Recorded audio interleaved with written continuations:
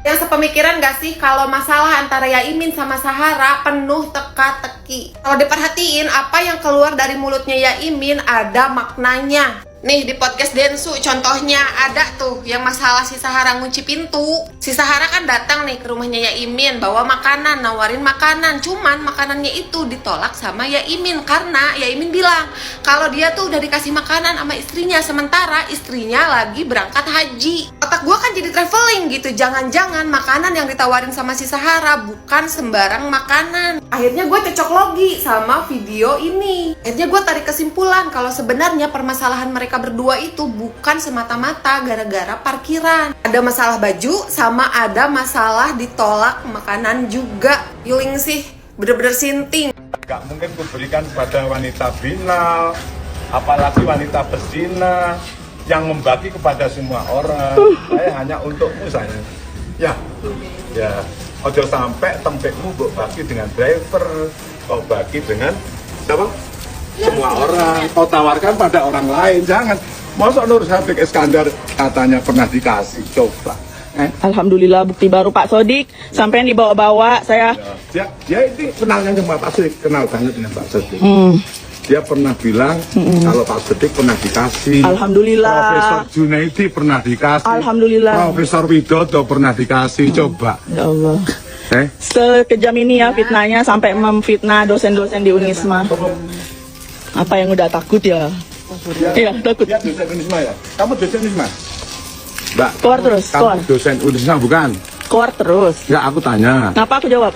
Loh, kamu kan ngomong kalau aku dosen Kamu dosen Unisma. UIN kan? Ya. Oh ya udah. Aku dosen UIN. Terus. Golonganku 4C, mau Oke. profesor. Oh, fakultas apa? Aku pasca sarjana, Mbak. Pasca sarjana fakultas? Nggak ada fakultas tuh.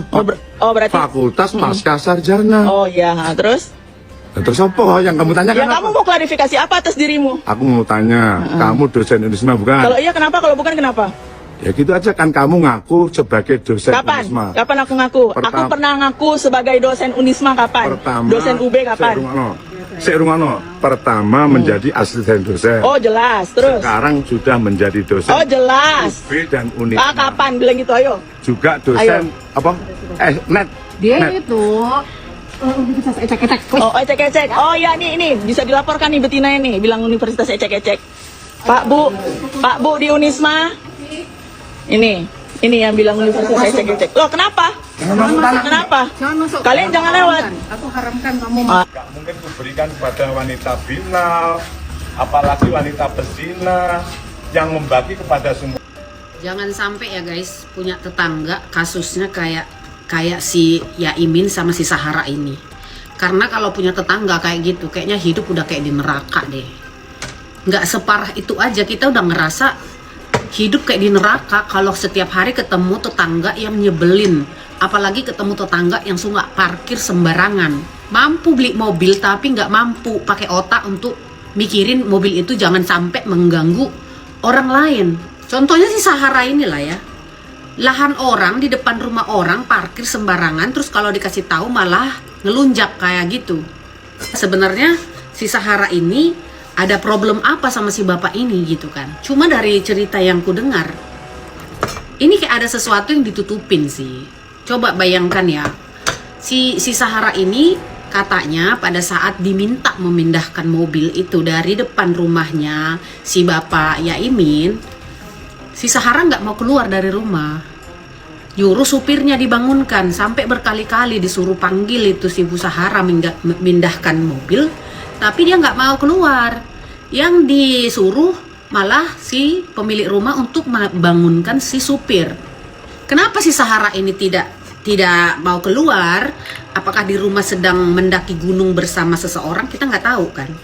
Karena tiba-tiba ketika ternyata si Yaimin ini mindahin mobilnya itu, mindahin mobil si Shahara itu, tiba-tiba keluar si Shahara sama si supir yang satu, pakai celana pendek pula. Padahal kalau kita lihat si Shahara ini kan tampilannya tertutup ya, muslimah gitu, tertutup. Tiba-tiba kok bisa keluar bareng-bareng sama supir pakai celana pendek sama-sama. Habis ngapain di dalam rumah? Apa tadi dipanggil Yaimin di telepon-telepon tuh lagi nanggung gitu ya? Kita nggak tahu juga. Terus pertanyaan selanjutnya adalah, kan Kan si Sahara ini nyuruh membangunkan supir yang lagi tidur di gazebo. Kenapa supir itu nggak bangun-bangun? Apakah senyenyak itu, selelap itu? Kalau menurut aku itu supir dikasih obat tidur. Supaya apa? Supaya nggak ganggu.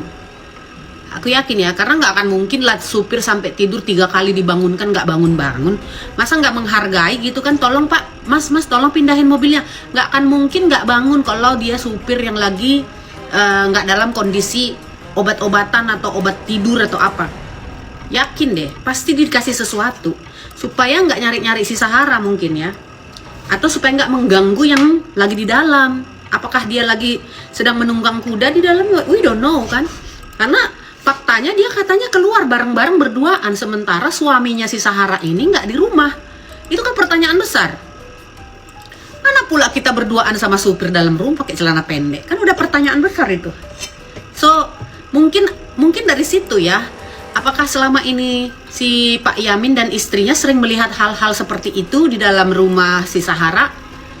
Kita nggak tahu ya. Makanya mereka ini seperti ada yang ditutupin. Lagi pula ya, kan nggak masuk akal pula. Sekarang kita yang punya rumah, kita punya sertifikat rumah, tiba-tiba kita yang terusir dari rumah kita. Itu RT RW udah sakit jiwa menurutku. RT RW-nya perlu dipecat itu, dipecat. Tidak ada dia melihat secara netral. Harusnya seorang RT atau RW atau kepala desa itu mendudukkan mereka itu sama-sama, cari jalan damai. Terus kalau mau buka usaha rental kayak gitu, tolong jangan gampang-gampang ngasih izin. Kenapa? Kalau mau kasih usaha rental, siapkan dulu lahan parkirnya, jangan mengganggu lahan orang. Mau usaha punya keuntungan sendiri, tapi parkir di depan orang mengganggu hidup orang, itu kualat lu lama-lama. Awal mula konfliknya si Sahara sama Yaimin, pemicunya adalah ini guys. Ini sebenarnya apem. Si Sahara ini ternyata takut ketahuan sama istrinya, sama suaminya maksudnya, kalau takut dilaporin oleh Yaimin ke suaminya. Ternyata si Sahara ini punya bendaan, yaitu supir pribadinya ya. Ini kata Yaimin. Berarti plot twist banget kasus ini. Kemarin yang kan siapa, Pak Yaimin ya, yang diserang sama netizen. Sekarang malah berbalik arah guys. Sepertinya ini makin seru aja.